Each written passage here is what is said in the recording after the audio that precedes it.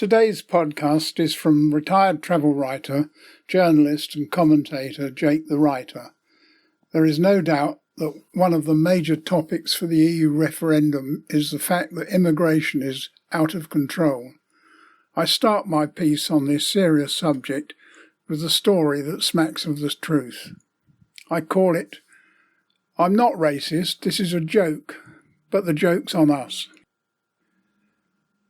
A Somalian arrives in London as a new immigrant to the UK. He stops the first person he sees walking down the street and says, "Thank you, Mr. British, for letting me in this country, giving me housing, money for food, free medical care, free education and no taxes." The passer-by says, "You're mistaken. I am Mexican." The man goes on and encounters another passer-by. "Thank you for having such a beautiful country here in the UK." The person says, "I'm not British, I'm Polish." The new arrival walks on further, and the next person he sees, he stops, shakes his hand and says, "Thank you for the wonderful Britain." That person puts up his hand and says, "I'm from Russia, I'm not from Britain." He finally sees a nice lady and asks, "Are you British?" She says, "No, I'm from Africa." Puzzled, he asks her, "Where are all the British?" The African lady checked her watch and said, "Probably at work."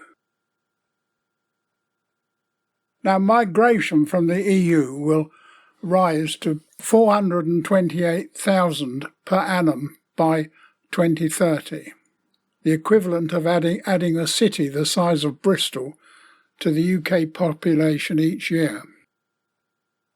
5.23 million persons will be added to the UK population as a direct result, the equivalent to the population of Scotland. The NHS will require an additional 9.35 billion by 2030 to maintain current funding levels on top of the existing savings required by the 5-year forward view. Attendances at A&E will increase by 12.8 million per year by 2030, the equivalent of 57% increase in demand for accident and emergency services. The UK will need an additional 14,746 doctors and 43,193 nurses just to maintain current levels of medical staff per capita. This is the equivalent of 13.3% of the current NHS number of doctors in England and 13.6% of the current number of NHS nurses in England. Now, there is a fairly clear way ahead to minimise disruption while achieving control of numbers. The key element that needs to be controlled is migration for work, which accounts for the bulk of the net EU migration. This could be sharply reduced if EU immigrants were subject to the same requirements for work permits as now currently apply to non-EU workers. The aim would be to reduce the overall scale of immigration without losing the economic benefit of highly skilled immigration.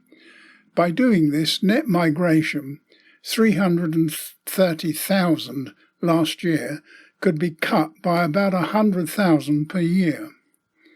Tourism would not suffer. Obviously, there would be no need to require tourist visas for EU citizens any more than we do for Americans now. Nor would there be any need for restriction on students or genuine marriage.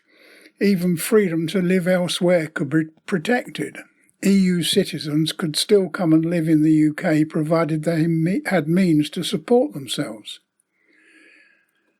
All you have to do is vote the right way on June the 23rd. That piece was more serious than I usually like to be, but our position is such that unless we do something about the situation on June the 23rd, referendum day, by voting to free ourselves from the shackles of the EU, it will be too late.